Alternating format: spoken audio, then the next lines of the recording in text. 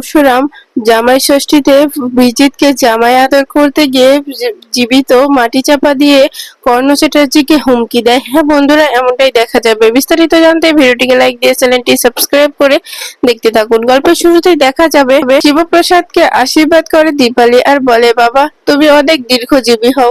বাবা আমরা তো ভয় পেয়ে গিয়েছিলাম যে তোমাকে হয়তো আর আমরা খুঁজে পাবো না, কিন্তু আজকে তোমাকে তোমাকে সসম্মানে ফিরে পেয়েছি, এটাই আমাদের কাছে অনেক বড় পাওয়া বাবা। তখনই শিবপ্রসাদ বলে যে মা আমি আপনার কাছে আজকে যদি কোনো জিনিস চাই আপনি আমাকে দিবেন মা। তখনই দীপালি আমতা আমতা করে বলে যে বাবা তুমি কি চাবে, কি দরকার তোমার, তুমি একবার বলে দেখো না বাবা। তখনই শিবপ্রসাদ বলে আগে আপনি স্বীকার হন যে আপনি আমাকে সেটা দিবেন। তখনই দেখা যায় যে দীপালি বলে বাবা আমি চেষ্টা করব আমার সামর্থ্য অনুযায়ী আমি তোমাকে দেওয়ার, বলো বাবা। তখনই দেখা যায় যে শিবপ্রসাদ বলে ওঠে যে মা আজকে আমাকে আপনি মাটন খাওয়াবেন, খুব কষা কষা করে আপনার হাতে মাটন খেতে খুব ইচ্ছে করছে। অনেকদিন আপনার হাতে মাখা মাখা করে মাটন খাই না। কথাটা শুনে দীপালি হেসে উঠে বলে যে বাবা তুমি তো আমাকে ভয় পাইয়েই দিয়েছিলে, তুমি মাটন খাবে এটা এভাবে বলার কি দরকার ছিল বাবা? তুমি শুধু বললেই তো হতো, এভাবে আবদার করার কি দরকার ছিল বলো? তখনই দেখা যায় শিবপ্রসাদ বলে যে আজকে জামাই ষষ্ঠী আর সেই উপলক্ষে আমি আপনার হাত থেকে এই মাটন কষা কষা মাটন খেতে চাই। আজকে তাহলে ভাত আর কষা কষা মাটন হয়ে যাক। তখনই দেখা যায় দীপালি বলে তাহলে এখন আমি মাটন কোথায় পাবো? আমি তো মাটন সঙ্গে করে আনিনি। তখনই শিবপ্রসাদ বলে এটার জন্য আপনাকে চিন্তা করতে হবে না মা, আমি আগেই মাটন এনে রেখেছিলাম আপনার হাতে মাটন খাবো বলে। তখনই দীপালি বলে আচ্ছা বাবা। এই বলে পিকু লাড্ডু খুব খুশি হয়। পিকু লাড্ডুকে নিয়ে দীপালি রান্নাঘরে চলে যায় মাটন রান্না করতে। এদিকে আবার দেখা যায় যে তখনই তটিনী শিবপ্রসাদের কাছে এসে বলে তোমাকে পেয়ে আমার জীবনটা সত্যি অন্য রকমের, জানো তো? তুমি আজও ভুলোনি যে মায়ের গিফট দিতে হয় জামাই ষষ্ঠীতে।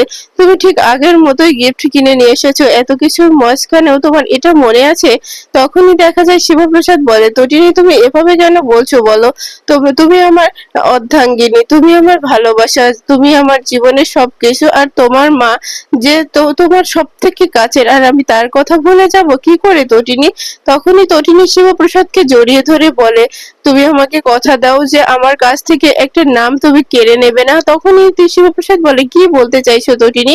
তখনই তটিনী বলে যে তুমি বলে দাও যে আমার কাছ থেকে এই শিবপ্রসাদ গাঙ্গুলি নামটা কখনোই যেন চলে না যায়, মুছে না যায়। তখনই শিবপ্রসাদ বলে আচ্ছা ঠিক আছে তটিনী, এটা ভুলে যাও, তোমার শিবপ্রসাদ তোমার কাছেই থাকবে, সে কোথাও যাবে না। তটিনী এত ভয় কেন পাচ্ছ? তোমার শিবপ্রসাদ কোথাও যাবে না। অন্যদিকে দেখা যায় যে যে কাবিরকেও জামাই ষষ্ঠীতে নিমন্ত্রিত করে বাড়িতে নিয়ে আসে বন্যা, আর সেখানে জামাই ষষ্ঠী পালন করা হয়। এদিকে কাবির তো প্রচন্ড খুশি আর বলে আমার জন্য এত কিছুর আয়োজন করেছেন মা। তখনই দেখা যায় যে ত্রিবর্ণা বলে ওঠে তুমি আমার অনেক ভালো একটা জামাই, আর তোমার জন্য আমি এটুকু করব না কি? কেন বাবা, তোমার জন্য তো এটুকু আমি করতেই পারি। তুমি তুমি আমার বাড়িতে এসেছো, আমার অনেক ভালো লাগছে বাবা। আজকে তুমি যা চাইবে আমার কাছে আমি সবই দেব। তুমি আমার লক্ষ্মী একটা জামাই, এই বংশের সব থেকে কি সেরা একটা কিউট জামাই।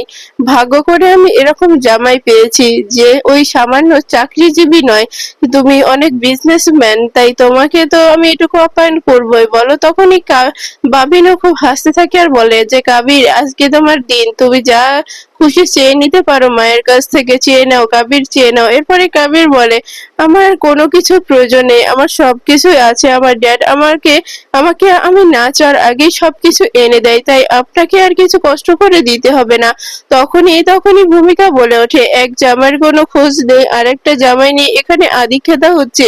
ওদিকে একটা মেয়ে চোখের জল, দুইটা বাচ্চা নিয়ে খেয়ে না খেয়ে দিন কাটাচ্ছে, আর এখানে আর একটা জামাইকে নিয়ে খুব আদিক্ষেতা করা হচ্ছে। এইসব একদম ভালো লাগছে না বাবিন। তখনই দেখা যায় যে বাবিন বলে ভূমিকা তুমি তোমার লিমিট ক্রস করো না, তুমি তোমার লিমিটের মধ্যেই থাকো, তোমাকে এই নিয়ে কথা বলতে কে বলেছে? তখনই দেখা যায় যে তখন এই কর্ণ চ্যাটার্জি বলে আমার ছেলের সঙ্গে ওই ওই গরিবদের কথা তুলনা করবে না ভূমিকা। তুমি কি ভেবেছো তুমি ওই পরশুরাম ওই শিবপ্রসাদ গাঙ্গুলির সঙ্গে আমার ছেলে কাবিরকে তুলনা করছো? আমার কাবির কোথায় আর শিবপ্রসাদ গাঙ্গুলি কোথায়? তখনই ভূমিকা বলে ওঠে আপনার সন্তান কাবির কখনোই শিবপ্রসাদ গাঙ্গুলি হতে পারবে না, তাই এই ধরনের কথা একদম বলবেন না। তখনই তটিনী চলে আসে আর তটিনী এসে বলে এখানে কি হচ্ছে। তটিনীর আসাতে বাড়ির কিছু লোক খুব খুশি হয়, আবার কিছু লোক খুবই খুবই রেগে যায়। আর তখনই দেখা যায় যে কর্ণ চ্যাটার্জি বলে এখানে এই মেয়েটা কেন, এই মেয়েটা এখানে কি করছে, একে এখানে ইনভাইট কে করেছে। তখনই দেখা যায় যে তটিনী বলে এটা আমার বাপের বাড়ি, আমি এখানে যখন খুশি তখন আসতে পারি। তখনই দেখা যায় যে ত্রিপর্ণা বলে ওঠে এটা তোমার বাপের বাড়ি হতে পারে তটিনী, কিন্তু এ বাড়ি থেকে তো চলে গেছিস, তাহলে ফিরে কেন এলি? আসলে আসলে তুই খুব লোভী স্বার্থপর, তুই ভেবেছিস যে এই বাড়িতে এলে এখন কিছু ভালো মন্দ হয়তো খেতে পাবি, এই জন্য চলে এসেছিস। আসলে গরিব ঘরে বিয়ে হয়েছে না, তারপরে অকালে স্বামী চলে গেছে, এজন্য লোভটা সামলাতে পারিসনি, তাই চলে এসেছিস। তখনই কর্ণ চ্যাটার্জি বলে আমি তো অফার দিয়েছিলাম, হাত পাততে বলেছিলাম, আমার গেটে গিয়ে হাত পাতুক না, আমি ওর হাতটা ভরিয়ে দেব। তখনই দেখা যায় যে নন্দিনী বলে আপনার বাড়িতে কেন ও গিয়ে হাত পাতবে, ওর কি টাকা নেই নাকি যে আপনার মতো মানুষের দুয়ারে গিয়ে আপনি ও হাত পাতবে। তখনই দেখা যায় যে তটিনী বলে আমি কোথাও যাব না, আমি ঠিক আছি, আসলে আপনি সব থেকে গরিব তাই এই কথাগুলো বলছে। এরপরে দেখা যায় তখনই কর্ণ চ্যাটার্জি বলে এই সব আমার একদম ভালো লাগছে না, একদম ভালো লাগছে না। তখনই কাবির বলে এখানে ডেকে এনে আমাকে আর আমার ড্যাডকে অপমান করা হচ্ছে মা। তখনই ত্রিপর্ণা বলে ওঠে বাবা কেন এ কথাগুলো বলছো, তোমাদেরকে অপমান করব, তাও আবার আমরা? কিছুতেই না, এ কথা তুমি মুখেও এনো না বাবা। তোমরা আমাদের কাছে কতটা গুরুত্বপূর্ণ সেটা কি তোমরা এখনো বুঝছো না? তখনই দেখা যায় যে কর্ণ চ্যাটার্জি বলে তাহলে এখানে ও বাইরের একটা মেয়ে আমাদেরকে অপমান করার সাহস কোথা থেকে পায়। তখনই নন্দিনী বলে আপনি কাকে বাইরের মানুষ বলছে, তটিনী এবাড়ির মেয়ে, এবাড়ির আর 5টা মেয়ের যেভাবে এ বাড়িতে অধিকার আছে ঠিক তটিনীর ঠিক এই বাড়িতে সেরকমই অধিকার আছে। তখনই বাবিন বলে কিসের অধিকার, ওর কোনো অধিকার নেই, ও গরিব চাকরিজীবী ছেলেকে বিয়ে করে বাড়ি থেকে বের হয়ে গেছিল, পালিয়ে বিয়ে করেছে, তার আবার কিসের অধিকার, ওর কোনো অধিকার নেই। এরপরে দেখা যায় তখনই ত্রিপর্ণা বলে বাবা আমি তোমার জন্য সামান্য একটা গিফট এনেছি, এটা নেও বাবা। তখনই কাবির বলে আমার গিফটের কি দরকার ছিল। তখনই দেখা যায় যে ত্রিপর্ণা বলে বাবা তুমি আমার এত ভালো একটা জামাই ভাগ্য করে পেয়েছি, আর তোমাকে আমি গিফট দেবো না তা কি করে হয় বাবা। আমি তোমার জন্য সামান্য একটা ঘড়ি কিনেছি, দেখে নিও। আমি জানি তোমার ঘড়ি অনেক পছন্দ, তুমি অনেক ভালোবাসো ঘড়ি পরতে, তাই তোমার জন্য আমি একটা ভালো মানের ঘড়ি কিনেছি বাবা। তখনই দেখা যায় যে দীপালি বলে ওঠে যে এক জামার জন্য তুই ঘড়ি কিনেছিস, আর এক জামার জন্য কি এনেছিস। তখনই দেখা যায় ত্রিপর্ণা বলে কার কথা বলছো দিদি ভাই। তখনই দীপালি বলে কেন কেন বুঝতে পারছিস না, বুঝতে পারছিস না তোর আয়ুষীর বর ওই ভিজিত লাহিড়ির, ওর জন্য কি এনেছিস। তখনই দেখা যায় যে তখনই আয়ুষী বলে ওঠে আমার কোনো বিয়ে হয়নি, আমি ভিজিতকে আমার বর বলে মানি না। জেঠিমা তুমি এ কথা আমাকে একদম বলো না জেঠিমা। তখনই দীপালি বলে মা তুই কষ্ট পাস না, আসলে এই কথাটা আমি তোকে কষ্ট পাওয়ার জন্য বলিনি, আমি তোর মাকে চোখে আঙুল দিয়ে দেখিয়ে দিতে চেয়েছিলাম তোর মা বারবার আমার মেয়ে তটিনীকে অপমান করছে। তখনই তটিনী বলে মা তুমি আমাকে নিয়ে ওদের সঙ্গে লড়াই করো না, আমি ওদের সঙ্গে লড়াই করতে পারবো, আমি ওদের সঙ্গে কথা বলতে পারবো।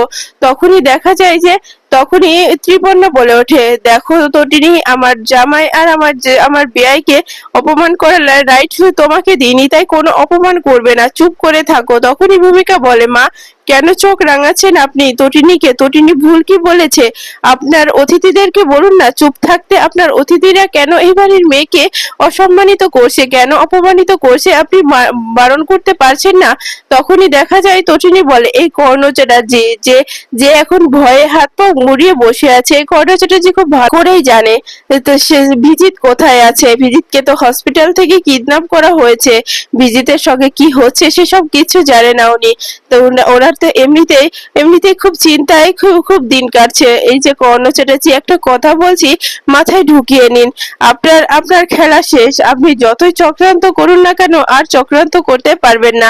কোথায় গেল আপনার সেই পরীক্ষিত, আপনি এক পরীক্ষিতকে এনেছেন, এরকম হাজারো পরীক্ষিতকে আমার সামনে এনে দাঁড় করালেও আপনি আমাকে কলঙ্কিত করতে পারবেন না।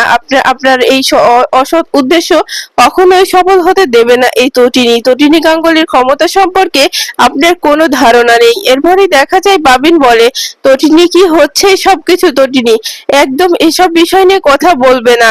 দেখো বাড়িতে এমনিতেই অতিথি আছে, আর তার মধ্যে আমাদের অতিথিদেরকে অপমান করার রাইট তোমাকে কে দিয়েছে? তুমি যেখান থেকে এসেছো সেখানে চলে যাও না। তখনই ভূমিকা বলে, বাবিন তুমি সবসময় তটিনীর অন্যায়টাকেই দেখতে পাও, অন্য কারোর অন্যায় কি তুমি দেখতে পাও না? তখনই ত্রিপর্ণা বলে ওঠে, দেখো ভূমিকা, এবাড়ির বউ তুমি, এবাড়ির সম্মানের দিকে একটু তাকাও। যারা এসেছে যাদেরকে অপমান করছে তারা কিন্তু এবাড়ির অতিথি। তখনই ভূমিকা বলে, মা আমি ভুলে যাচ্ছি না যে যে আরাধ্যা এবাড়ির মেয়ে, আর আরাধ্যার হাজবেন্ড আর শ্বশুর মশাই এসেছে যারা এবাড়ির অতিথি, কিন্তু তাদেরকে বলুন না এবাড়ির মেয়ের দিকে যেন আর বারবার আঙুল না তোলে। কেন আঙুল তুলছে? তখনই নন্দিনী বলে, একটা আঙুল তো ঘুরে তাদের দিকেও যেতে পারে। একটা কথা বলছি কর্ণ চ্যাটার্জি, আপনি যেটা করছেন একদম ঠিক কাজ করছেন না। তখনই দীপালি বলে, হ্যাঁ ঠিক বলেছিস নন্দিনী, আমার মেয়ে এ বাড়িতে যখন তখন আসতে পারে, আমার মেয়েকে আটকানোর রাইট কেউ কারোর নেই। আমার মেয়ে যখন ইচ্ছে হবে তখন এ বাড়িতে আসবে, যখন ইচ্ছে হবে এ বাড়ি থেকে চলে যাবে। এ বাড়িতে একেবারে থাকতে আমার মেয়ে আসেনি। তখনই তটিনী বলে, হ্যাঁ আমি আমার শ্বশুর আমার স্বামীর ঘরে ভালো আছি, সেই ফ্ল্যাটটাই আমার কাছে অনেক স্বর্গ। কারণ ওই ফ্ল্যাটটা ছোট ঠিক আছে, কিন্তু ওটা আমি আমার মতো করে সাজিয়েছি, আমার মতো করে ওই ওই সংসারটা চালাচ্ছি, তাই আমি ওটা নিয়েই সন্তুষ্ট আছি, আমার আর বেশি কিছু চাই না। তখনই বাবিন বলে ওঠে, তাহলে এখানে এসে এত কথা বলার কি আছে? তুই যে জন্য এসেছিস সেজন্য থাক না, তোকে এত কথা বলতে কে বলেছে? তখনই দেখা যায় তটিনী বলে যে, আয়ুষী আয়ুষী সেদিন কি হয়েছিল? আয়ুষী আসলে কি আমি বন্দুকটা চালিয়েছিলাম? আমি কি শুট করেছিলাম আমার বর শিবপ্রসাদ গাঙ্গুলিকে? বল না আয়ুষী, আয়ুষী তুই তো সবই দেখেছিলি, তুই সব সত্যটা জানিস আয়ুষী। আয়ুষী চুপ করে থাকিস না, বলে দে। আয়ুষী আমার কথা শুনতে পাচ্ছিস আয়ুষী? তখনই কর্ণ চ্যাটার্জি বলে, আয়ুষীকে এত চাপ কেন দিচ্ছ তটিনী? এত চাপ দিতে পারো না তুমি। তুমি কি শুনতে চাইছো ওর কাছ থেকে? তখনই দেখা যায় তটিনী বলে, সেটা আমাদের আমাদের বিষয় আয়ুষী, আমার বোন, আমি বুঝে নেব। তখনই দেখা যায় বাবিন বলে, এই তটিনী আয়ুষী তোর বোন না আমার বোন, তাই আমার বোনকে এভাবে জেরা করতে পারিস না। তখনই দেখা যায় যে ত্রিপর্ণা বলে ওঠে, এই এই তটিনী তোর এত সাহস কোথা থেকে আসে? তুই এ বাড়িতে এসেছিস, আবার তুই আমার মেয়ের দিকে আঙুল তুলছিস, আমার মেয়ের সঙ্গে জড়াজড়ি করছিস। সব ভালো হচ্ছে না, কিন্তু আমার মেয়েকে এতটা বিরক্ত করবি না তটিনী, তাহলে কিন্তু একদম ভালো হবে না। তখনই দেখা যায় যে আয়ুষী বলে, মা তুমি চুপ করো না, তুমি এর ভিতরে কথা বলছো কেন? তোমাকে আমি কথা বলতে নিষেধ করেছি তো, এর মধ্যে তোমাকে কথা বলতে হবে না। এরপরে দেখা যায় যে তখনই কাবির ত্রিপর্ণাকে প্রণাম করে আর বলে, মা আপনার গিফটটা আমার অনেক পছন্দ হয়েছে। তখনই নন্দিনী বলে, পছন্দ হবে না? গিফটের দাম 3 লক্ষ টাকা, 3 লক্ষ টাকা দিয়ে ওই ঘড়িটা কিনেছে শুধুমাত্র তোমাকে দেওয়ার জন্য। তখনই দেখা যায় যে কাবির কাবির খুশি হয়ে দীপালিকে প্রণাম করে, এমনকি নন্দিনীকেও প্রণাম করে। এরপর নন্দিনী বলে, যাও ওই যে ওখানে তটিনী দাঁড়িয়ে আছে, তটিনীকে প্রণাম করে এসো, কারণ তোমার গুরুজন হয় তটিনী। তখনই দেখা যায় কাবির তটিনীর কাছে গিয়ে বলে, এই মহিলাকে আমি কিছুতেই প্রণাম করব না, এই মহিলার জন্য আমাকে জেল খাটতে হয়েছে, আমাকে অপমানিত হয়েছে, আমার জীবনটা শেষ হতে হতে বেঁচে গেছে। আমি এই মহিলাকে কখনোই প্রণাম করব না, পায়ে হাত দিয়ে প্রণাম আমি কখনো এটা করতে পারবো না, কখনো না। কারণ আমি এই মহিলাকে কখনোই সেই চোখে দেখি না, উনি আমাকে হাজতবাস করিয়েছে। তখনই দেখা যায় যে আরাধ্যা বলে, দেখো তুমি কিন্তু আমার দিদিকে অপমান করছো, যতই হোক তটিনী আমার ছোটদি ভাই, তাই ওকে তুমি প্রণাম করবে, আজকে তোমাকে প্রণাম করতেই হবে। তখনই কর্ণ চ্যাটার্জি বলে, না কখনো না, আমার ছেলে এই মেয়েটাকে প্রণাম করবে না, এই মেয়েটার পায়ে হাত দেবে না। কেন আমার ছেলে ওই মেয়েটাকে পায়ে হাত দেবে? যার যার কোনো টাকা পয়সা নেই, আর্থিক অবস্থা ভালো নেই, ওই রকম একটা গরিব মধ্যবিত্ত পরিবারের ওই বউকে প্রণাম করতে হবে? কখনো না।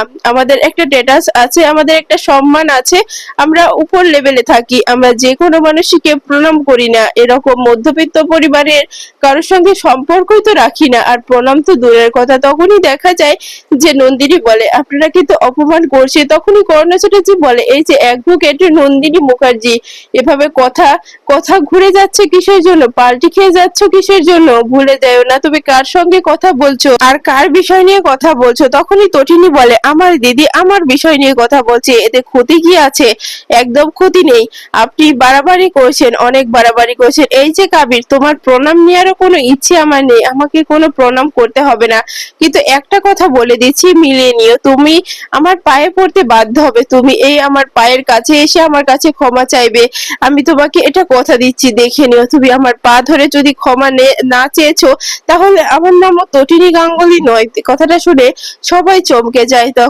তখনই দীপালি মনে মনে বলে, তাহলে তাহলে জামাই হয়তো জানতে পেরেছে কে জামাইকে মারতে চেয়েছে। এর মধ্যে অবশ্যই কাবির, তার বাবা কর্ণ চ্যাটার্জি আছে।